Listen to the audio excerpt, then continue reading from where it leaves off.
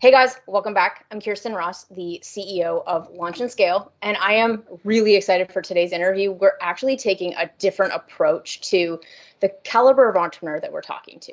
I know a lot of times when we bring entrepreneurs on, they're service providers that serve e-commerce brands or they're existing e-commerce business owners that have hit the seven-figure mark. But the gentleman we have on today is, I'm really trying not to call him Uncle Mike, but we're calling him Uncle Mike today. Mike Gotfredson is the chief runner, founder, and CEO of Roadrunner Sports. It is the world's largest running store. And I had the pleasure of spending 4 days with him and his family because I'm actually marrying into the family, which is super cool. I got to spend about 4 or 5 days with them in San Diego over the summer. And I was just blown away by the amount of wisdom that Mike has had, not only building a legacy business, but building a empire very, very similar to Nike, we're going to say, because at the time, and I know you might not want the side-by-side comparison, but I just finished the Nike book and I was like, wow, this guy's built an amazing legacy in the running space. So I had so many questions and it was really, really cool to get an insider's perspective on athletic apparel and what it was like to build up a business of that caliber, especially because I am a runner, a triathlete myself. So it was something that was like, I can just nerd over Mike's products all day. So I wanted to bring Mike on the show because I think that there's a lot of wisdom that you can't trade or learn without being in the business for as long as Mike has and having the success that they've had at Roadrunner Sports. So Mike, I'm going to shut up and see if I missed anything on the introduction and just, I guess, go into you introducing yourself too. Well, Khierstyn, thank you so much. First of all, welcome to the family. It's going to be great to have you as part of our family, and you can call me Uncle Mike anytime you want. I love it. And your wedding is going to be fantastic. Daniel's a great guy. Yeah. And you're very, very nice to compare me to Mr. Phil Knight over at Nike. His book, The Shoe Dog. Mm-hmm. The Shoe Dog. I read it. I can't say I'm a fan, but and that's okay. He did have an amazing journey. No. But just with that being said, though, you have built up a really impressive retail presence, and you're actually launching your own. You have your own brand with Corsa Wear, I believe, right? That you now have. So I'd love to know a little bit, like, when did you start Roadrunner Sports and what is it today? Well, we started Roadrunner Sports come September 7th. It will be 39 years. Oh my gosh. A little garage in Del Mar, California. And it has grown through the years. Needless to say, we're up to 40. I'm going to say 45 stores, and there's one or two coming more this year. Yeah. And a huge internet presence. Matter of fact, the stores came last. It was direct marketing through cataloging, then cataloging in the internet, and then finally retail was the last. Oh my gosh. So we sell more performance running shoes than anybody in the country. For most of our vendors, we are their number one or two at the least vendors. Got close to 1,000 employees at Roadrunner, I should say family members. Yeah.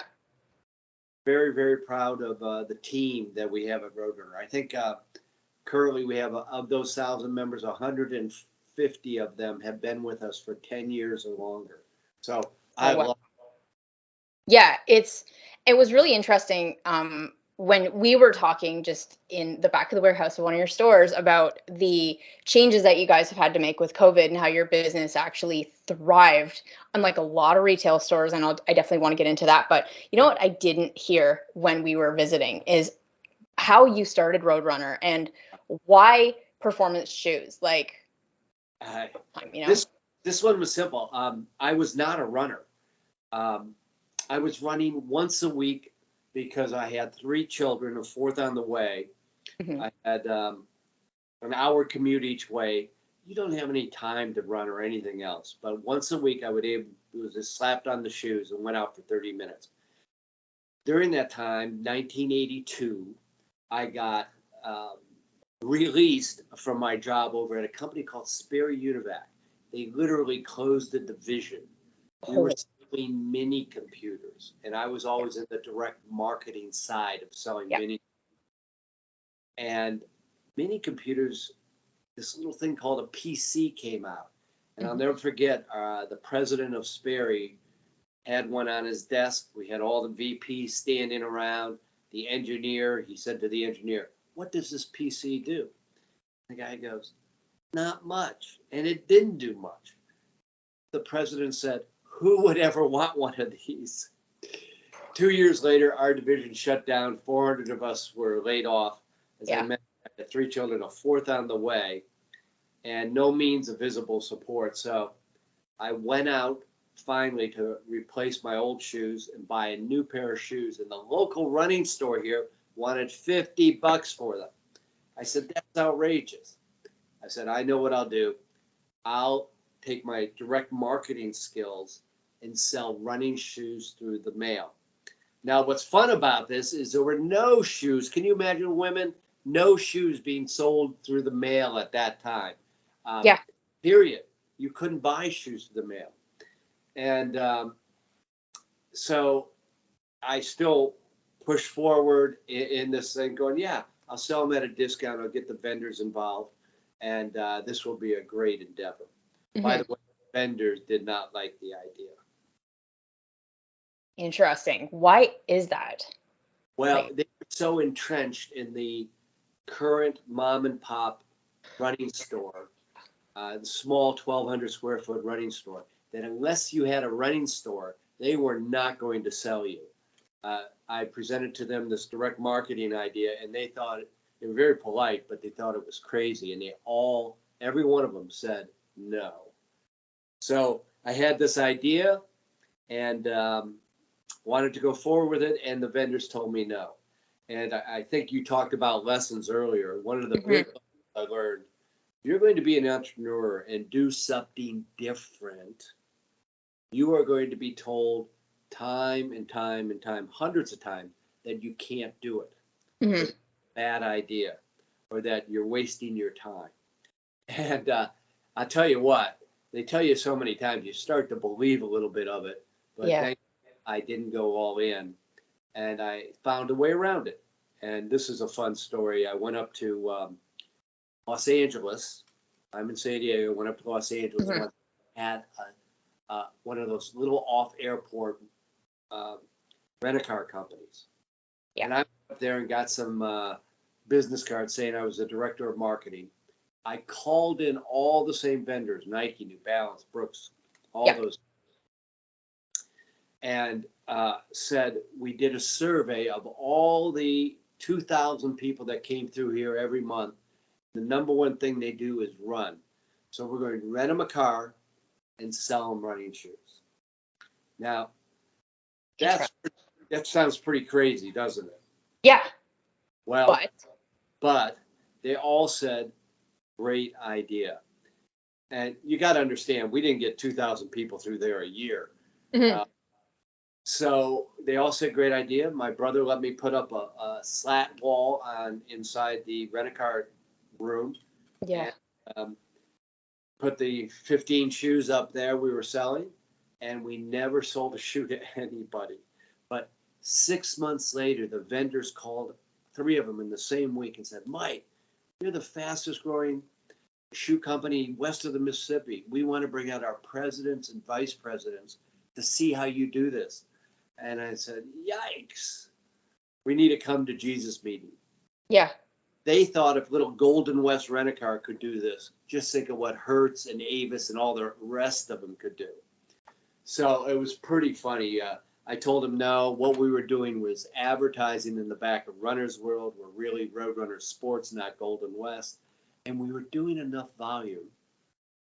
And I guess I got enough Irish in me that allowed me to continue supplying me with shoes. That is hilarious. That's how Roadrunner Sports started. Yeah. I guess it just kind of grew from there. And I'm curious with No, we don't need to get into that. How about this? COVID. I asked you a question when we were in the back of the warehouse when I was looking for a water fountain. And I was like, with all this space, with your average store being 5,000 square feet, 45 locations across the country, you guys must have almost been out of business through COVID, right? And you said, what did you say? We had our record years during COVID. It was amazing. Even though we had to shut down all our stores because of the COVID regulations in every state we're in across the country, the internet just exploded and made up for all the sales difference of the retail world we were experiencing. Now, this didn't happen immediately. It took about 2 weeks for it to really start ramping. Yeah. Khierstyn, we didn't know whether we were going to be in business 3 weeks later. You know, it was a mini miracle that it just came to life and did a fantastic job. Our sales and everything else was great, and because of that, we were able to bring back our employees, open up the retail stores when we were allowed to do so. But I'm curious why. So I believe that you had mentioned that before every other retailer kind of took it seriously to figure out fulfillment and warehousing, knowing that COVID was there for real and they then had to adapt, you were actually 3 months ahead of the curve on that. And you started converting stuff fast, right? We did. We saw that the vendors were going to be shut down and everything else. We grabbed all the inventory we could that they had, and being the size we are, we got quite a bit. So during supply chain issues, we never had a serious supply chain issue. And I got to applaud the vendors. The Brooks, the A6 of the world did a phenomenal job of getting us product. I'm wondering why you did that, because the entrepreneurs I was talking to when COVID was just starting was they were canceling inventory orders. They didn't know if they wanted to sink their cash into inventory because they didn't know if they'd be able to sell that with the current state of the world. But you went the other direction. I'm a contrarian at heart, and after being in the business for 39 years, my instincts were all firing. Get the inventory. Without inventory, you're not going to win here. And the vendors, quite frankly, supported us in this, even though they allowed us to pay on time. We paid for everything, but they allowed us to skip a couple months as we went, and that helped us tremendously. But I'm a contrarian. If you don't have product on the shelf, you can't sell. It's not going to be there, and you're not going to be in business. Yeah. And so when it comes to trusting your gut, I see early stage entrepreneurs fight with indecision. I see it all the time on coaching calls where they're like, hey, I have this idea, but I'm not sure. What do you think? And I'm curious, there is a really fine line in the beginning of you have a gut instinct that some entrepreneurs just go with and they're successful. And then there are other ones that because they're not experienced or they don't follow the instinct. And I'd love to get your take on where instinct comes in as an entrepreneur. Well, I see that too when I talk to people, which way should I go? And I tell all budding entrepreneurs, there is only one thing that matters, period, paragraph. Will the customer pull out his wallet and give you their credit card? Yeah. Is what you're selling going to be successful? And that is the only thing you focus on. It's not your logo. It's not how great your website is. It's not whether you got all the inventory. Can you attract people to your store or website, and will they buy? And you do everything you can to find out as cheaply and quickly whether that will happen. Mm-hmm. The idea that you have to have a perfect system all around it is nonsense. I agree. We bootstrap it till we found out the customer would buy. That's been the mantra even today. Whenever we have a new idea, a new marketing plan, a new program we want to test, we put it out there at the cheapest possible way. We test it always. Will the customer buy? we're about 70% successful. And it is very hard when you're in an indecision mode to move forward at the speed that's necessary to find out that one thing: will the customer? What is your litmus test for, we have this product that we think our audience will like, our customers will buy, but we don't know. Yep. What's your test? It could be an internet test. We would put it out there for a week, 10 days. We might even, if the traffic's coming to the website, we may only take 10,000 visitors that day. We're up over 100,000 a day or something like that. And test it with just that group. And then we tested it, and now we can measure it against the other group, the bigger group. So we never put the business at risk. Yeah. But we are always testing. And the same goes for a retail test. We'll take 2 or 3 stores, put the product in. Let's say we wanted to do a golf section or a shoe section, a sports section. We would test it in 2, 3 stores, see how that did, put the marketing behind it in the local market, and then measure against. And did it hit our goals? In every test, we have a goal. If the goal's not met, or if we don't have major learnings. Some people say, well, I didn't hit my goal, I'm going on. Well, that's good, but there might be a major learning that if you just tweak the offer a little bit, if you just tweaked what you said to the customer, that would be enough to make it successful. So it's a process, but you try it small. Yeah, I love that. I would love to know, from 39 years, turning into the best running store in the US, Canada, etc. Not even Canada, sorry, but just I've been in running shoes stores before, and they're just kind of blah compared to the experience that Roadrunner offers, from customer personalization, from the experience, from you seem to have it all figured out in store. But what would you say before we get into like what the experience is of someone walking into your store? Yeah. What's the number one lesson that you have learned over 39 years? You need great people. You need people with great attitudes. If you have a person with a great attitude and maybe their skill set isn't where it is, you can build that skill set. Yeah. You cannot build attitude. I don't have the time or energy to change how somebody gets up in the morning and sees the world.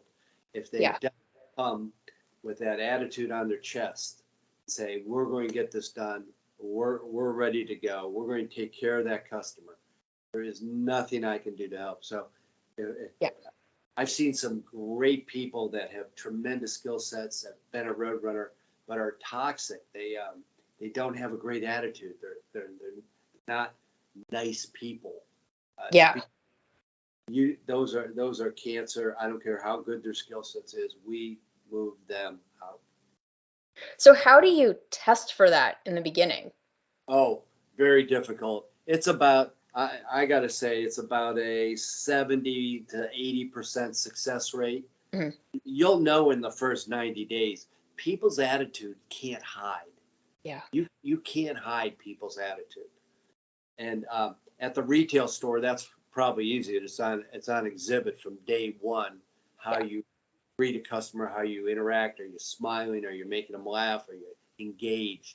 On the corporate side, where you've got your marketing, merchandise, it may take a little longer. But it comes through. You cannot hide your true person. Do you do any personality tests?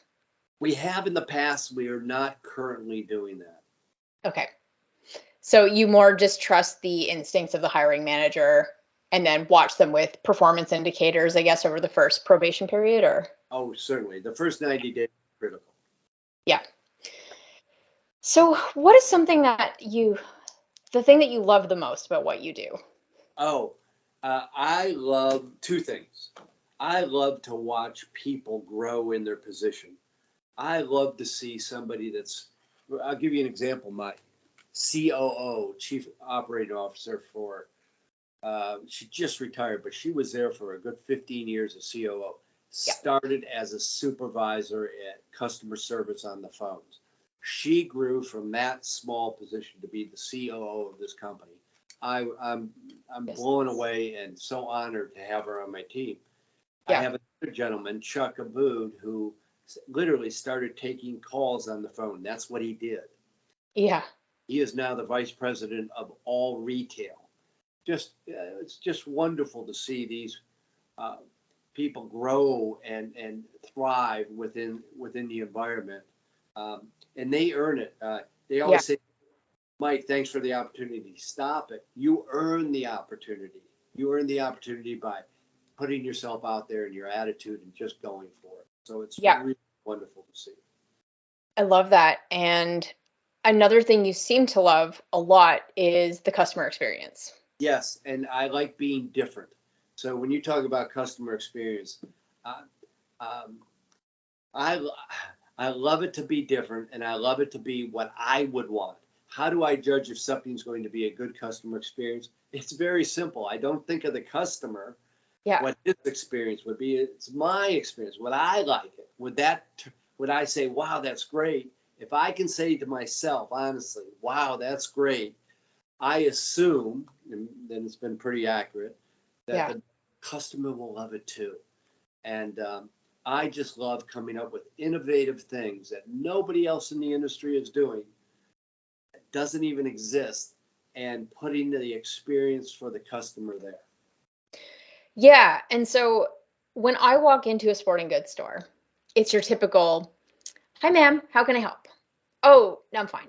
And that's kind of it, right? It is the high schooler or someone who's just kind of paid to be there. It's your typical retail experience. But how would you describe the Roadrunner experience when someone walks in? Well, we would never hire high schoolers, guys. That just isn't.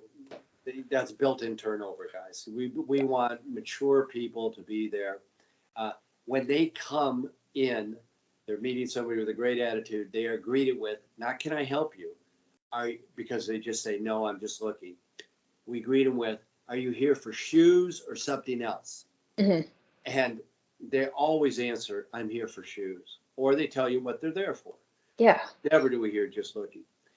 Then we say, you've been here before? Are you a VIP? We have our big VIP loyalty program. Yeah. For 1 million people. And if they are, we immediately pull their information up on our iPad. So they're greeted with an iPad. We congratulate them for how long they've been a VIP. We tell them how much money they've saved since they've been a VIP. Yeah. And we tell them how much rewards cash they can use today in their shopping experience. Yeah. Nobody greets you with an iPad except Apple. And that's to put you in line, not to help you out. Oh, boy. Just in line with it. Yeah. Whole other conversation there. Yeah. But the psychology behind that, and even like you'll see your name if you're a VIP on the screen to say, hey, thanks for shopping with us today, Susan. You've been with us for 6 years, or. Yeah, that's our name and light. So as the person, information comes up on the iPad. We have huge TV screens right there telling everybody in the store can see it. Susan's in the house. She's been a member for 14 years. Congratulations. So I'm curious how you, for someone who is very offline, connection oriented, switching to an online VIP community, I'm curious, what are some elements of the VIP experience that you've created in store have you been able to recreate in your your online presence and with your like portal and stuff?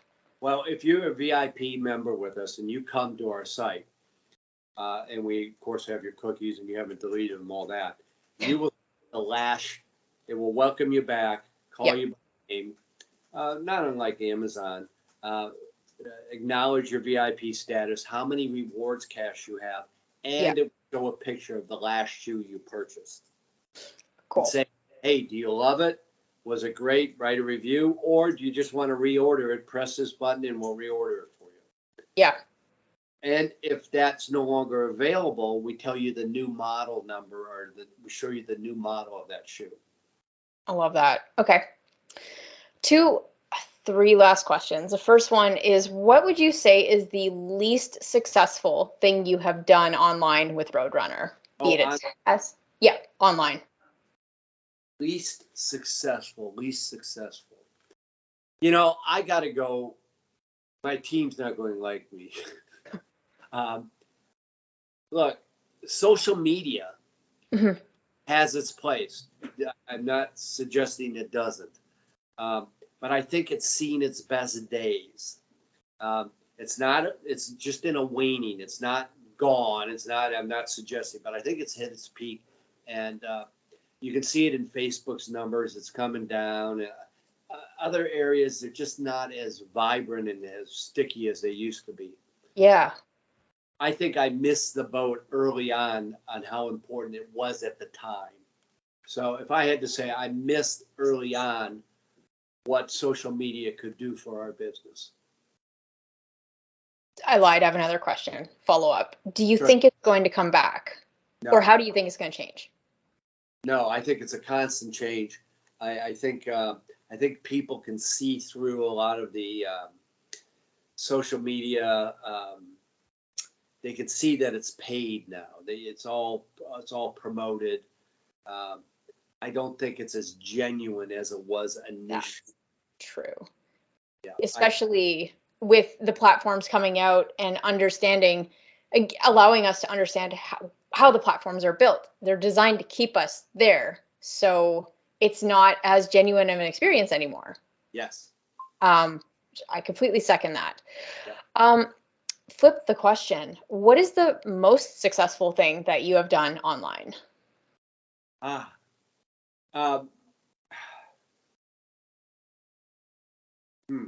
Well, that's an interesting question. What's the most successful? We've always tried to be first. I mean, we started online in 1996. Yeah. So we've always tried to be first. What is the most successful? Okay.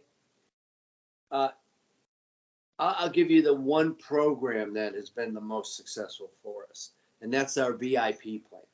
Building our VIP plan on the internet has been very successful, and getting people to sign up. It's not a freebie. Everybody goes, oh, another free membership. No. This is a loyalty program you pay every year to be a member of, and it's spectacular benefits. Yeah. Awesome. And then in the VIP program, what would you say is the thing that made it the most successful? You know, that's really curious. People join the VIP to save some money in the beginning. Yeah. They stay in the VIP plan because we have our 90-day love them and wear them guarantee. You just spent $150 on a great pair of running shoes. Well, what if they don't work out? Try to bring those back to Dick's Sporting Goods or to your local or to anybody. Yeah. We have a 90-day program. If you're a VIP, you can return those within 90 days. No questions asked. Get your money back. Boom. It's not prorated. It isn't anything. That is what keeps people a VIP. So interesting. They're paying for an extended warranty. Well, they do, in effect, yes. Oh, that is genius. I love that. And we've had that for decades and decades and decades, and we were the only one ever promoting this ever online. So if I buy something from Roadrunner and I'm not a VIP, what is your typical return policy? Standard. Yeah, you own those. You own them. Yeah. Yeah, if you bring them back new, if you went around the house with them and they're not dirty, we will absolutely take care of you. You bring them, get you whatever you need. But if you've been out and they've been worn, you don't have a recourse here from us. Just like go talk to Nike or the manufacturer at that point. Yeah. Certainly, if they're defective, we take care of you. If they're a defective product, that's not an issue. Of course. Yeah. That is, I think a lot of entrepreneurs wouldn't think to bill their members for an extended warranty, but it's not that. You have to flip it in terms of what they're getting because they're paying for peace of mind, knowing that if this doesn't work for them, they can always switch it out and not lose their money. Yes. And of course, they get all the other benefits. They get rewards cash on every single purchase. That doesn't expire. You use it forever. Most rewards cash, they expire after a year or 10 days. And they get an immediate discount too if they're in the program, 10%. Awesome. My final question is there something I should have asked you That I haven't. Yeah, I think you covered a lot of it. What keeps me going and going for 39 years is coming up with new ways to wow our customers that are totally different than anybody else in the business. I'm a contrarian. I don't want to follow the crowd. I grab things from different industries and say, that's so cool. How can I apply it to Roadrunner? Coming in every day, working with great people with great attitudes, and building things that nobody else is doing. That's what turns me on and keeps me going. I love it. So, well, guys, if you want to go buy your own pair of running shoes, Roadrunner, what is the website? Roadrunnersports.com? Roadrunnersports.com. We've got stores from the East Coast, Midwest, West, all over the country, or just order online too. Yeah, amazing. Tell them you know the chief runner. You met the chief runner, my self-proclaimed chief runner. Exactly. Which, great title, by the way. Great title. Thank you. So, all right. Well, this has been a pleasure. Guys, if you enjoyed this interview, please do give it a big thumbs up and subscribe so that you don't miss any other content. But apart from that, we'll see you in the next video. Perfect. Thank you very much.